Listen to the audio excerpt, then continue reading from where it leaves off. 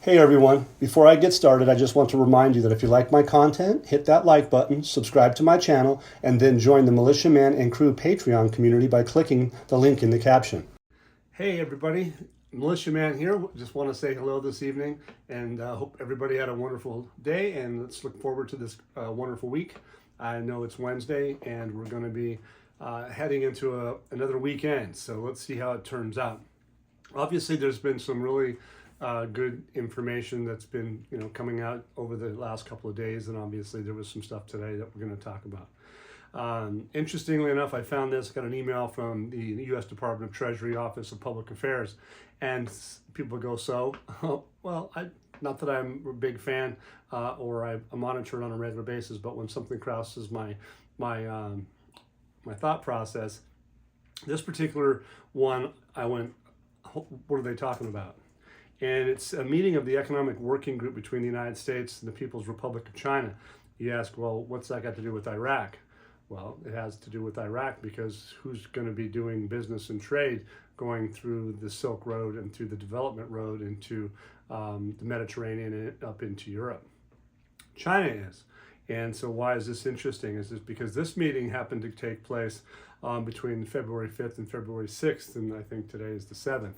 So this stuff just happened. And then we talked about my big gaffe was the 1,200 foot ship that came in with over 2,600 not tanks, but containers on the ship. So anyway, it's all about goods. It's all about trade. And Iraq article I mentioned also talks about even more ships that are going to be coming. There's a lot of stuff that's out. It talks about the Port of Fa and how advanced they're getting and how far along they're getting. They're not stopping building that out, and that's because we know that the Development Road Project, the Sustainable Development Projects, you're going to hear words like that still. They haven't stopped, and just like the other day we talked about the integration as a word, just like the WTO talks about integration. And again, we saw more words from that, even from Jordan again. So keep that in mind. But this particular working group is the first of its kind this year in 2024. The Beijing and their China's finance ministry was there. The U.S. Department of Treasury was there. And what were they talking about? They're talking about views of domestic and macroeconomic outlooks. They're basically the sessions or discussions are cooperating and sharing challenges, such as debt issues. Well, that's what we talked about the other day. I mentioned that. I said, well, isn't that interesting that all these things were kind of happening at the same time? We did see a big correction in the Chinese markets, and I think it could have been upwards of 8% in one day, and that's pretty massive. So debt's a big issue. And so when you think about what is happening, who needs money, who's supposed to fix the financial system, the global financial system? Well, Iraq was, and I'm not going to keep going back into time, but that just, you guys know, the story already, that they've talked about this as far back as September of 2023. And it goes on to say that they're basically including industrial policies, practices, overcapacity, the results from impacts of U.S. workers and Chinese workers and firms. It says the U.S. officials reaffirmed that the U.S. is not seeking to decouple the two economies, and instead seek a healthy relationship, which is an economic relationship that will provide a level playing field. I think you guys have heard that term before.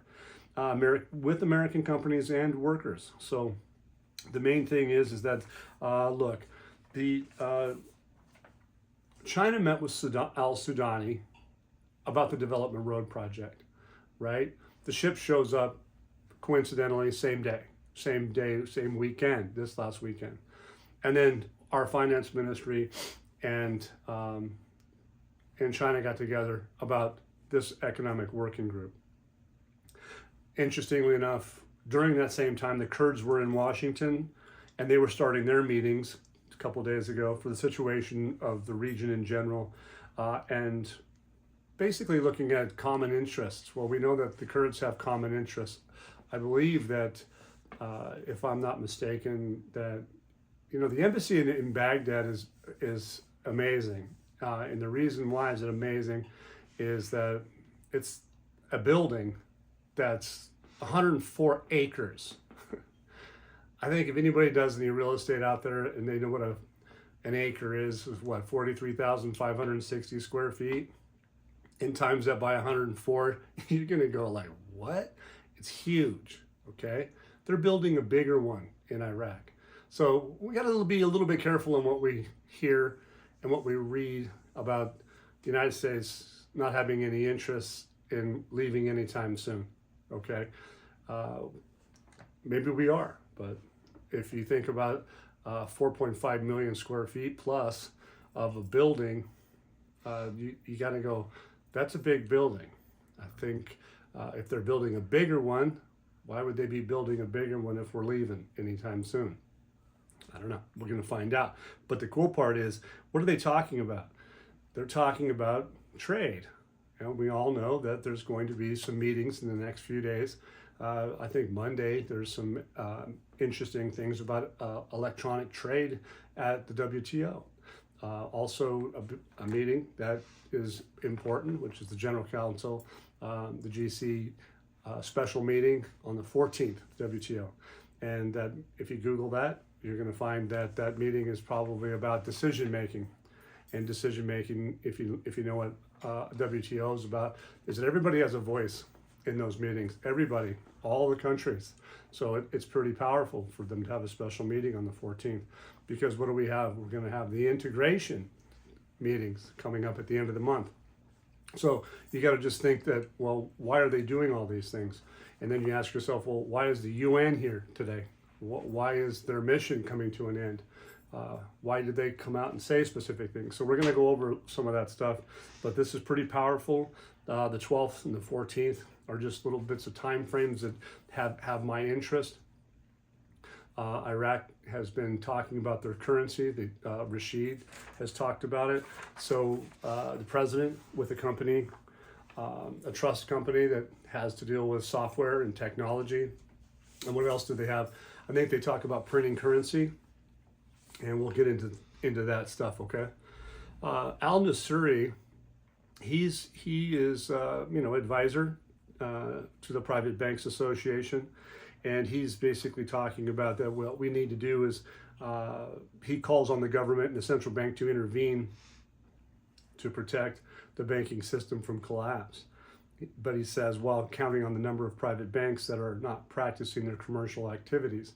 Well, we know that there's some banks out there that are not doing their commercial activities because the United States is, they've talked about 14 banks specifically were having problems. They weren't doing things properly. Sounds like they had some money laundering, some smuggling, and some corruption at that time.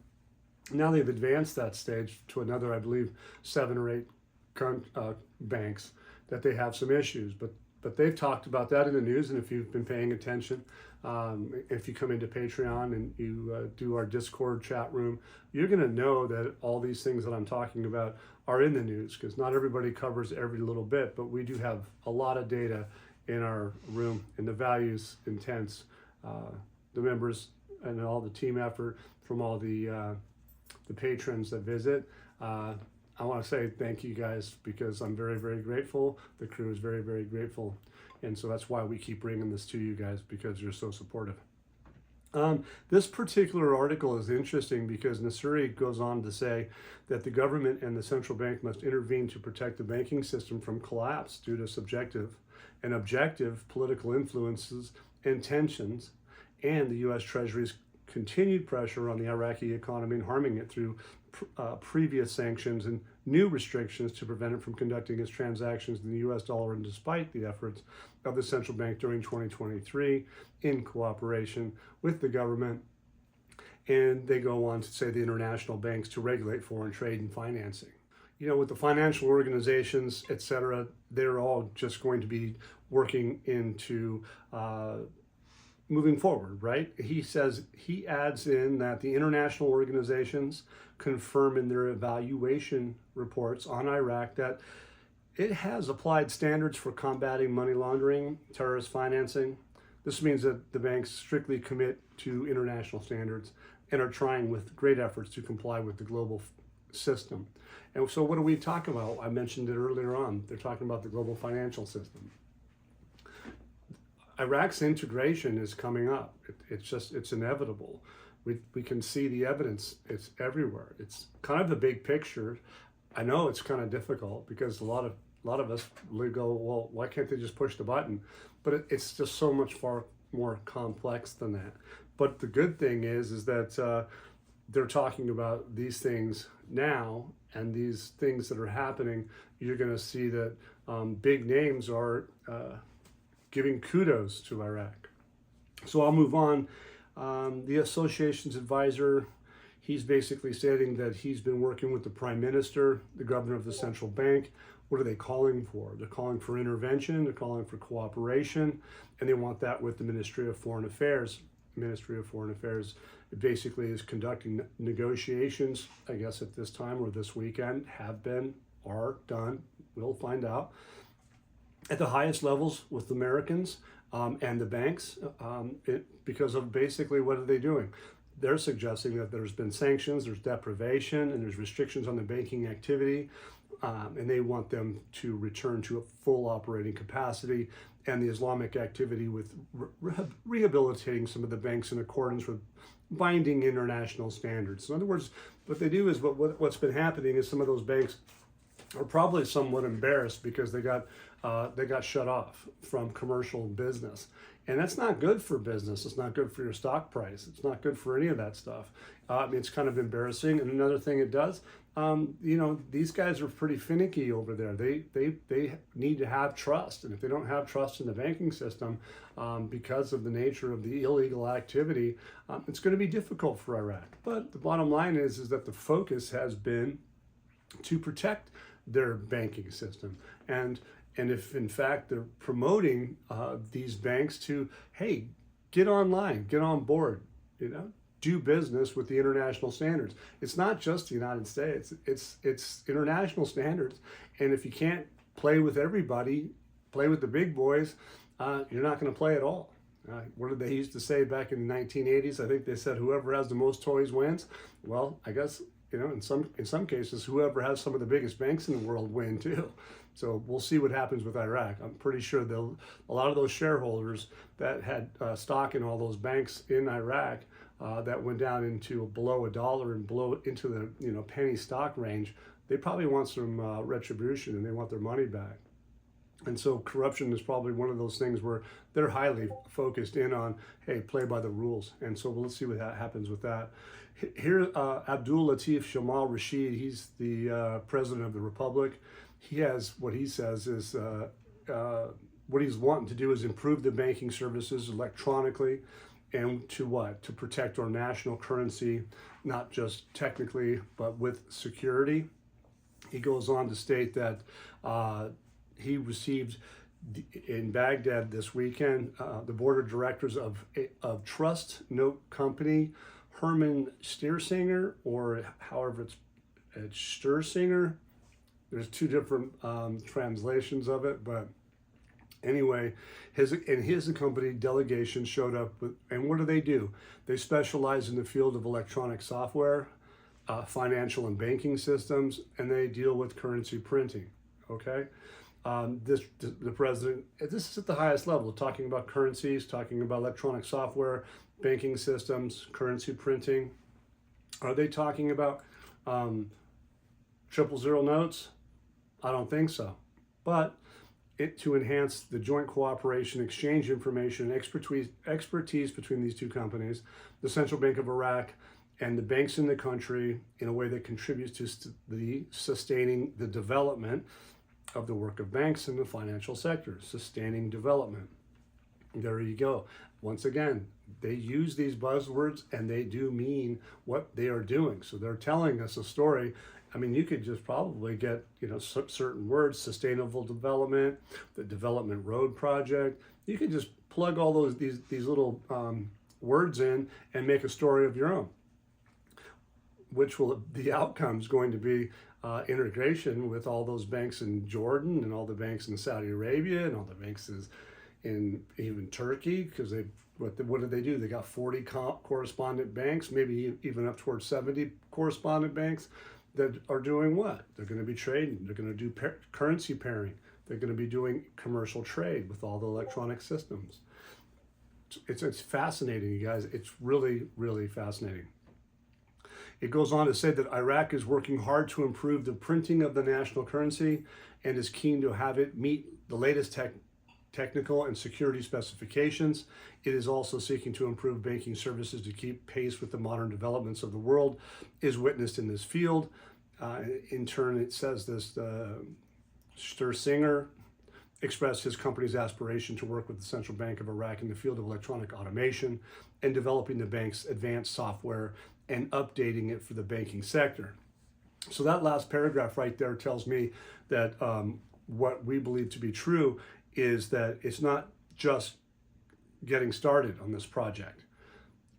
We know from the central bank's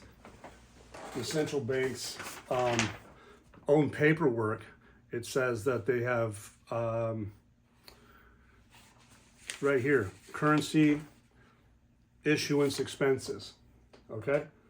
We went over this years ago, and they spent a lot of money. They spent like, I think upwards, this is just an example right here, but I have more. There's many of them for that year. They have like, I think upwards of like 50 million US in money that they issued for new currency. And if you guys remember, there was even a kind of a documentary out showing how they were destroying 000 notes. Think about it. If you had printed trillions and trillions of notes, it takes a long time to reduce your note count. And when they do it properly, they did it like in this video, they show you that they were doing that. So what we believe in 2018, because there was things that support the fact that they were going to be doing this whole process, the Delete the Zeros project from the currency, not from the currency, but from the exchange rate, they were going to have a use for what? They even talked about coins in the last week. The project to delete the zeros per ALAC, July 26th, it's in the forum. They're still in that process of doing it. So anyway, this is basically stating that these people are there at the highest level and they're talking about protecting their national currency. And they're talking about it in a manner that protecting it with what? Technical, the software, security specifications, etc. So that's another big indicator that things are happening. This particular circumstance is a lot of people have been kind of concerned about it, and it's probably a concern again today. I think there's some news agencies out that broke a story where there was been another incident in Baghdad with security. But anyway, this particular article basically is calling on all parties to prevent the escalation of tensions in the Middle East, and I think that that's pretty much the case. In the forum, I have some views on this because, look, we all know that the coalition forces have a mission in Iraq, and we also know that al-Sudani has a job to make sure that those coalition forces, those mission members, have security themselves and are protected.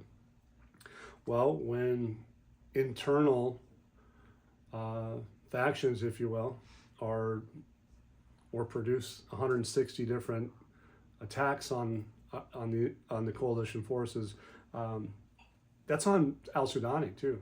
So all this stuff that we're seeing in the news, you got to really be careful about optics and how things work. So we're going to say that al-Sudani needs to do what he needs to do. I think he's doing that.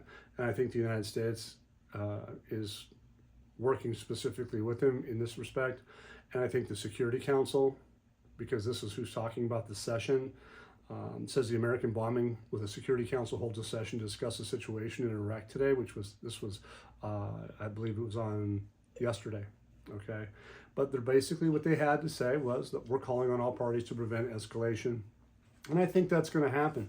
I think what we see tonight is one of those instances where they knew that they had some operations that they still had to finish, and I think they were probably a little more successful, not from just the other day, but they were also successful again this evening. So the UN, Janine Plashert, she's in town, and she's been talking yesterday, and she did more today.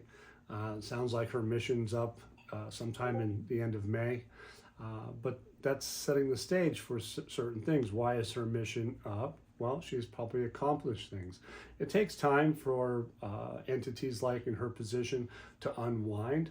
So, the timing of her leaving has probably nothing to do, again, with specifics that what we're looking for, but it's an example of things are changing, and we're going to watch for this. So today, I'm sorry, it was yesterday. It says what's the focus? It's United States Representative Janine Plashert gave a briefing to the UN Security Council. So she was telling the Security Council about political, economic, and security situation in Iraq. And she's basically said that the United Nations welcomes the security dialogue between Iraq and the United States. And she goes on to say that the electronic platform for transferring the dollar guarantees financial transparency in Iraq. And you go, what? She said that? Okay, so what's that got to do with the security and stability? Well, anyway, she invoked it. The electronic platform for transferring the dollar guarantees financial transparency in Iraq. So, isn't that what we've been trying to work on? Isn't that what's probably maybe has a motivation for some of these attacks? Is that cash cow, which was the auction, is dried up? They're not being able to do commercial work because of the fact they can't get the U.S. dollar, and they can't smuggle it, they can't do drug money, they can't do all these different things. They can't support terrorism. Look, they're not going to be able to do that with the other currencies either on this new platform, as far as I'm concerned. It's going to be transparent or not. Are you going to play by the rules or not? Because that's what the international world wants. It's not just the United States. My views, okay? It says the Iraqi government has made progress in the banking and financial reform, so she's giving praise. And she goes on to say that the government reforms paint a bright future for Iraqis. So that's what her statements are. They're talking about the completions of thousands of schools. They go on to say that there's a need for Iraq to have intensive political agreements in order to speed up the selection of a new parliament speaker. So they're giving motivation to replace Hal Boosi. Why haven't they done that yet? Well, don't know, but they're given motivation for that to happen. She's explaining that the Iraqi government cannot achieve achievements on its own without support of all political components and forces. Interesting way of putting it, but it's true that if the politicians on both sides of the aisle don't work as a team in this particular case, it's probably going to be complicated. And I have a strong feeling that the progress is going to win out. And that's why we talked about China, and we talked about business, and we're talking about international trade, and we're talking about fixing the global financial system. And we already talked about a couple of things that point to that direction. And I won't get on a tangent, but let's just move forward. It says that she's stressing that sending messages through strikes, airstrikes, whatever, only leads to escalation, and the Iraqi government is focusing in on preventing the expansion of that conflict. Of course they are. And here she says, I'm leaving my position as United States representative at the end of next May. Long live Iraq, and I hope the attacks and escalation will stop in order to strengthen sovereignty. Well, I don't disagree with what she has to say, and I got a strong feeling that some of these optics are probably going to be trumped, if you will, by business investors. Investors want security and stability. China wants security and stability. I mean, Russia has assets in Iraq, and where's the protection coming from? Is China protecting their investments in the oil fields? Is Russia protecting those investments? Is the United States getting 160 attacks on them and having to respond? They're not paying for that. It's interesting. You gotta think outside the box and go, wow, this is kind of fascinating stuff. But it all does end up in the end. It starts to make sense because it's logic, it's business, just like the development road. That's why China was in town. That's why the United States Treasury was in China doing its working group, its economic working group. That's why that ship rolled in, well, floated in. So I don't know if they got wheels on those big boats, but who knows these days. Let's go with the Iraqi Prime Minister Mohammed Shia al-Sudani revealed an equation on mutual attacks between armed factions and U.S. forces. He goes on and says that there's an equation that has been reached for the factions to stop their attacks in exchange for stopping the American response. There you have it. What I've been saying, truth is told. Stop the attacks and you'll get no response. So let's see what happens. So Sudani's basically, I don't know, it seems to me it's somewhat of an admission to me that he knows what I just said, that it's his responsibility. And so he's taking the heat for that, I guess. Here back to the World Bank. Look, the WTO works with the World Bank. The IMF works with the World Bank. The ISCUTA system for the taxes and tariffs at the borders work with the World Bank. The Bank of International Settlements works with all these entities too. The United States Treasury works with them. The IMF does. The UN does. They all have their hands in this. Okay.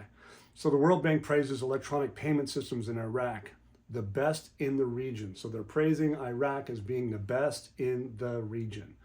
It says the World Bank praised the infrastructure of the electronic payment systems in Iraq, stating that it is the best in the region. It says the governor of the Central Bank of Iraq, Ali Mohsen Al-Alaq, received a delegation from the World Bank, headed by the director of the World Bank's office. His name is Richard Abdel Noor. It says during the meeting, the strengthening of bilateral cooperation between the Central Bank of Iraq and the World Bank was discussed. And what? They were talking about electronic payments, projects, financial inclusion, reform programs to enhance stability and development. There you have again, stability and development of the financial sector. So we're not making this stuff up. It goes on to continue that the two parties also discussed the support of the World Bank to provide advice in establishing the Riyadh Bank dedicated to financing small projects. I think they're talking about not only the small projects, but small and medium enterprises. But small projects in Iraq with the support of International Finance Corporation. So it's the IFC. So remember when we talked about the World Bank was buying into a cement factory, and who was working with them? The International Finance Corporation, which is a subsidiary of the World Bank. They're on the line, they're on the hook. They're investing in Iraq as well. Not only are other corporations and countries, but this International Finance Corporation is in support. The World Bank delegation also praised the Central Bank of Iraq. They praised the Central Bank of Iraq by extension. Who is that? Al-Alaq. And what? His procedures in facilitating financial transfers to different segments in Iraq. So what are they doing? Electronically, we all know that they've been doing, getting things hooked up so that they can do and communicate. Do business and communicate. And it goes on to say that the infrastructure of the electronic payment systems and software systems in Iraq is among the best systems in the region, according to the Iraqi Central Bank statement.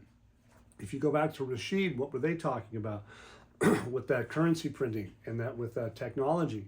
They were talking about the same thing. Software systems, okay, payment systems, saving the national currency, all of that. It's really, it's a big picture, and it's not easy to piece together. And just an offside, you guys, the Iraqis don't have the time to do what we do. We got people around the world with militiamen and crew doing this 24/7. We have this ability to communicate to the world what we find. Your average guy on the street in Iraq is not doing what we're doing. He doesn't have the access to these articles. He just doesn't. It's not anything that any one person can do on their own.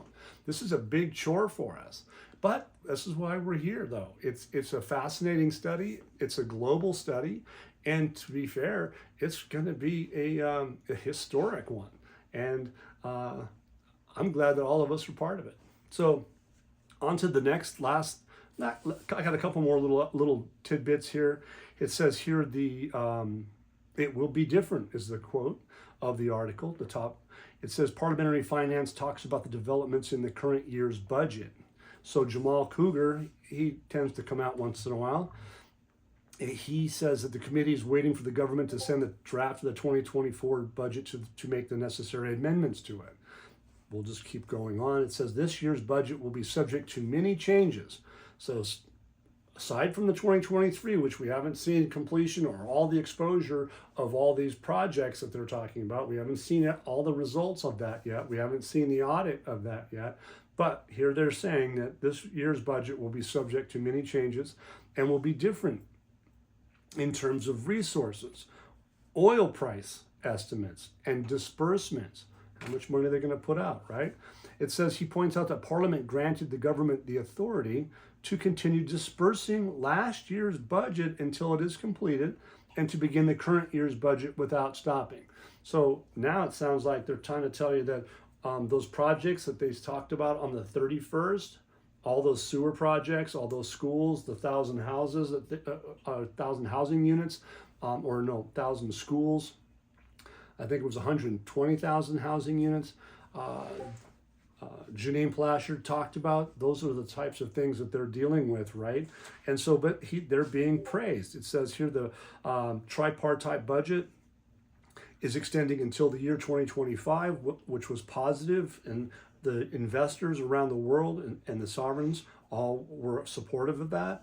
And it says they were welcomed by a number of economic affairs specialists, so people around the world's economic affairs specialists, all appraised the paragraphs, what they're doing for the 2024 budget, supporting increasing rates of sustainable development. I'm not sure we talked about that. No, I'm pretty sure we did. But sustainable development, especially in health and educational aspects. What is health and educational aspects? Isn't that for the citizens? Isn't that what sustainable development's about? Isn't that what the Development Road Project's going to end up being about? About Iraq going international and being part and taking her seat into the international world, fixing the financial system? Sounds like it. It sounds really, really good. And then this particular one, here's an observer. Ending the mission of the United Nations office in Iraq takes Iraq out of Chapter 7. So who hasn't been waiting for Iraq to get the last shackle off their back? I think every person that is an investor in Iraqi dinar, if you don't know about Chapter 7, have never heard about it, well, you're probably relatively new, because if you've been around for 15 to 20 years, where a lot of people seem to think that, I've been around for 15 years, I've been around for 20 years, and we're not going to be here. We're going to be here for a long time because I can tell. Well, I'm not so sure about that. We're going to find out, though. It goes on to say that al-Sudani to end the work of the United Nations representation in Iraq, indicating that if this matter were achieved, it would remove Iraq from Chapter 7. Al-Ughali told the news, it says, the time is right for the Sudanese to ask Secretary General of the United States to end the work of its representation in Iraq, especially after Plashert announced the end of her mission in Iraq. And so there it is. It's time they're giving him hey, it's time for you to ask the UN to release the shackles. That's my terms. It says Plashert's request to end its mission and the Chinese representatives were there, in recognition of the existence of a state of political and economic stability in Iraq, gives al-Sudani the opportunity to ask the Secretary General of the United Nations to end the work of the United Nations office in Iraq, or at least reduce it, and then Iraq will exit from Chapter 7.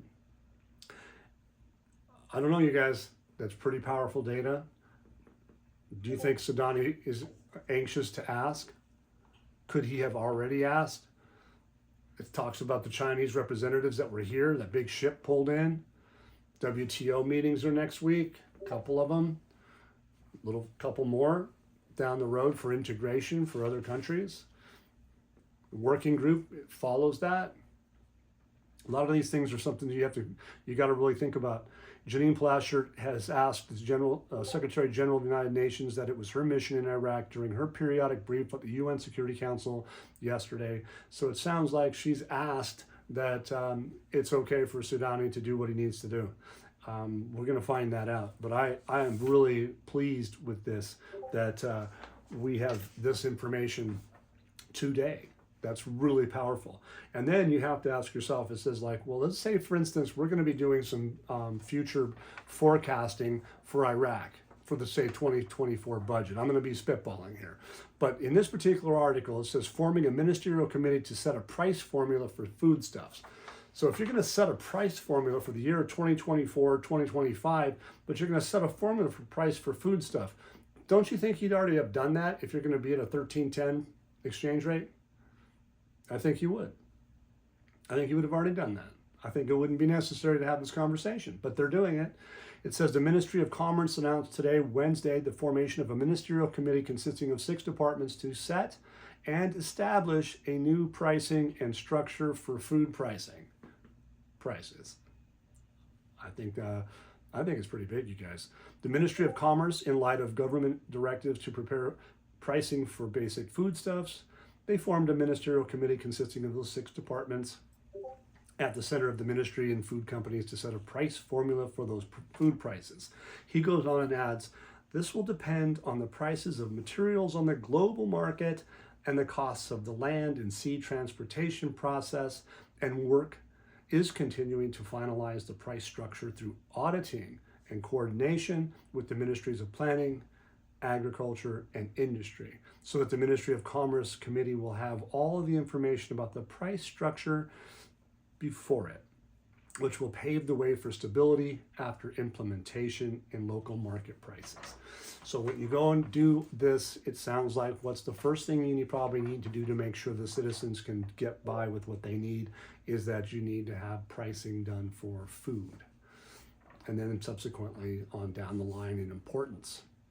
So that's my view on this, but the article's called Trade Forming a Ministerial Committee to Set a Price Formula for Foodstuffs.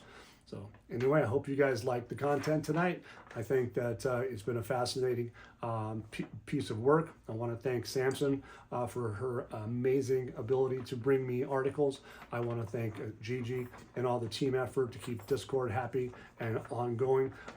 That positivity keeps people vibrant and alive. And so thank you very much. And if you want to hit that like button, that's awesome. And subscribe. And or if you'd like to donate to help keep us doing this hard work, you can also hit the Venmo, the Zelle, and the PayPal for small donation. Much appreciated, you guys. Once again, guys, don't forget to hit that like button if you like this content. Subscribe to the channel or join us at the Militia Man and Crew Patreon community for even more exclusive content. You can also donate to this channel by hitting the links in the banner to help keep this page up and running. Your generous support is greatly appreciated, as always. Much appreciated. Thank you so much and have a great day.